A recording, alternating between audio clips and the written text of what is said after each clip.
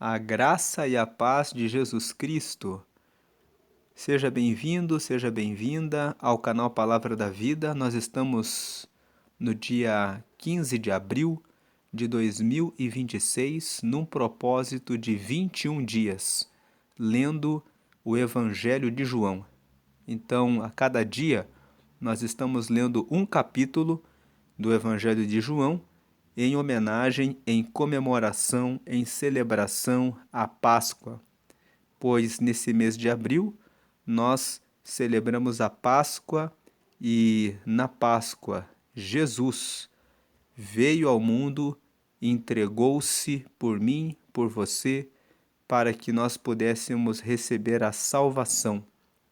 Então, estamos crescendo no conhecimento de Jesus.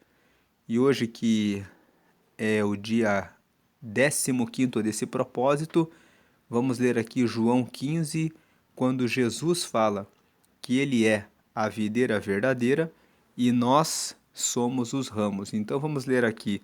Jesus disse: Eu sou a videira verdadeira e o meu Pai é o lavrador. Todos os ramos que não dão uvas, ele corta, embora eles estejam em mim. Mas os ramos que dão uvas, ele poda, a fim de que fiquem limpos e deem mais uvas ainda. Vocês já estão limpos por meio dos ensinamentos que eu lhes tenho dado.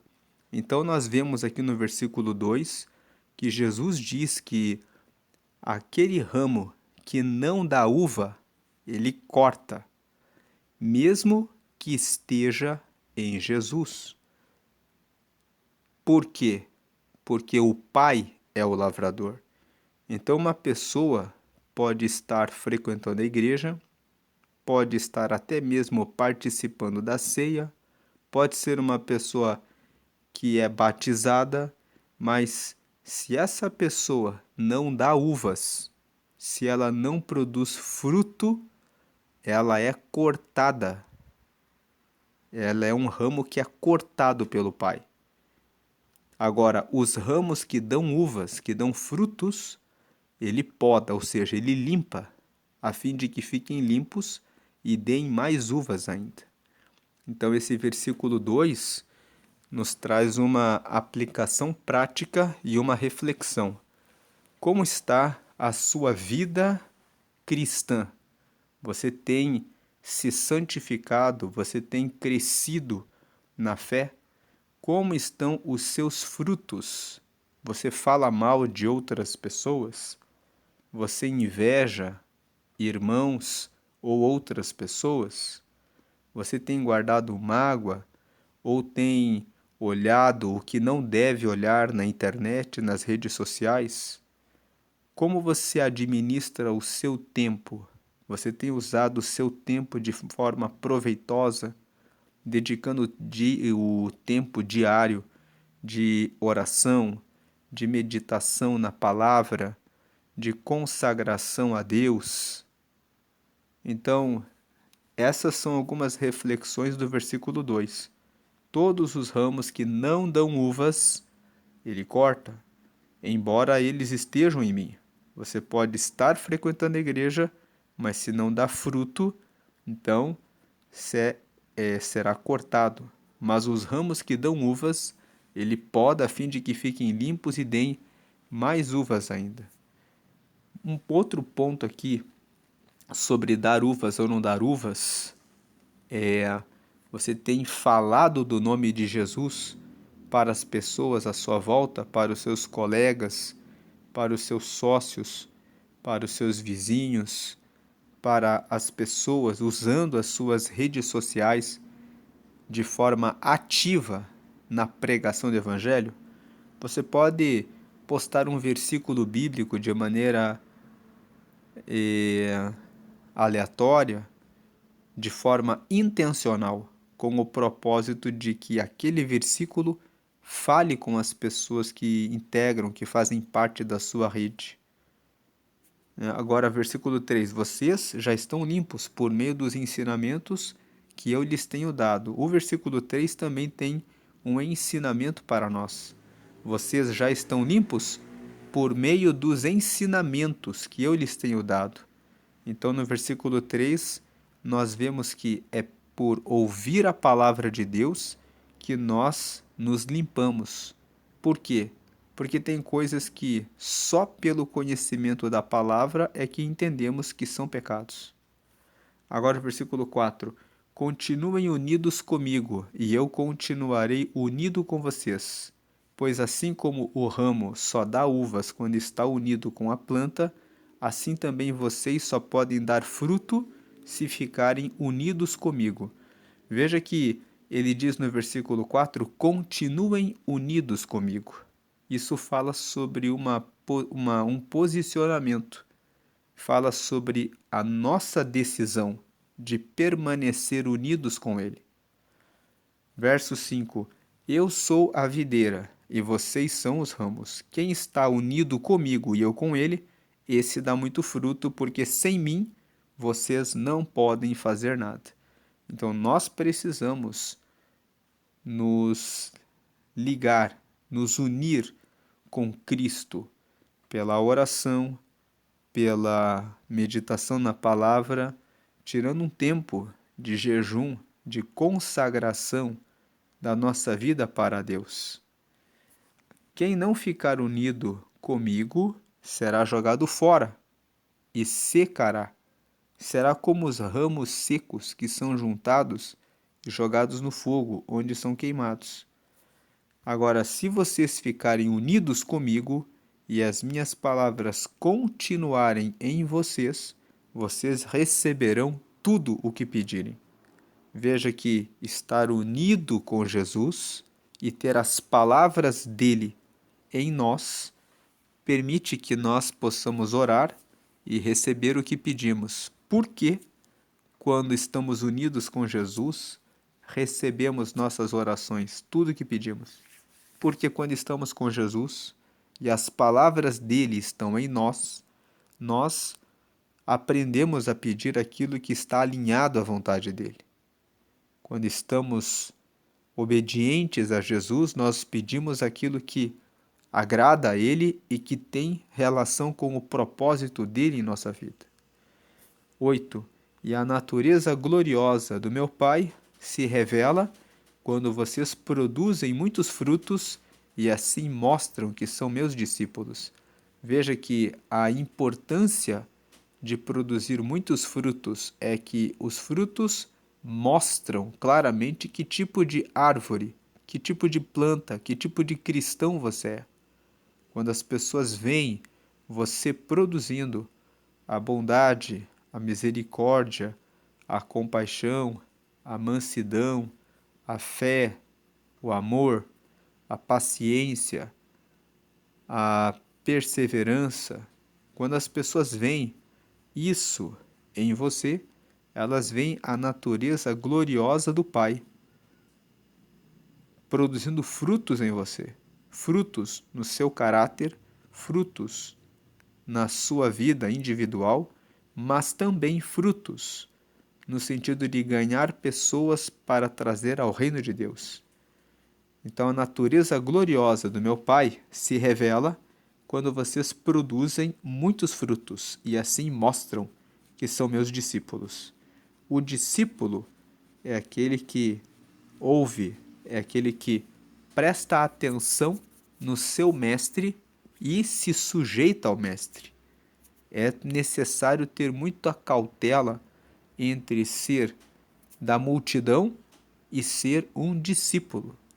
A multidão que seguia Jesus era numerosa. Havia muitas pessoas que andavam sempre no entorno, em volta de Jesus. Mas discípulos eram apenas 12. 12 que andavam com Jesus continuamente, que andavam sempre com ele. Que você seja um discípulo e não alguém que faz parte de uma multidão que segue a Jesus, mas que no dia seguinte, depois do culto, quando não está na presença das pessoas da igreja, muda de personalidade, de linguajar, que você possa ser discípulo. Versículo 9: Assim como o meu Pai me ama, eu amo vocês, portanto continuem unidos comigo por meio do meu amor por vocês. Se obedecerem aos meus mandamentos, eu continuarei amando vocês, assim como eu obedeço aos mandamentos do meu Pai e ele continua a me amar.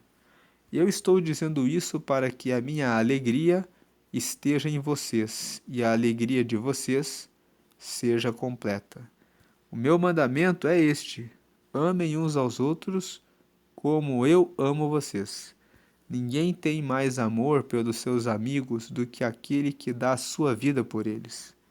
Vocês são meus amigos se fazem o que eu mando. Eu não chamo mais vocês de empregados, pois o empregado não sabe o que o seu patrão faz. Mas chamo vocês de amigos, pois tenho dito a vocês tudo o que ouvi do meu Pai. Não foram vocês que me escolheram, pelo contrário, fui eu que os escolhi, para que vão e deem fruto e que esse fruto não se perca. Isso a fim de que o Pai lhes dê tudo o que pedirem em meu nome. O que eu mando a vocês é isto: amem uns aos outros.